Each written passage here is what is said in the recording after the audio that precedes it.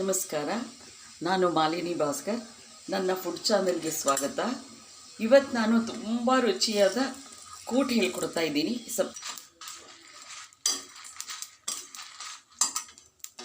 ಸಾಕು. ಈಗಿಲ್ಲಿ ಸಬ್ಸಿಗೆ ಸೊಪ್ಪನ್ನು 3 ಸಲ ತೊಳ್ಕೊಂಡು ಕ್ಲೀನ್ ಮಾಡಿ ಇಟ್ಕೊಂಡಿದ್ದೀನಿ.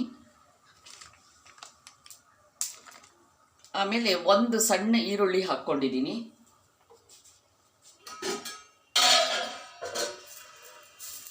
ಅಷ್ಟು ಕೊಬ್ಬರಿ ತಗೊಂಡಿದ್ದೀನಿ.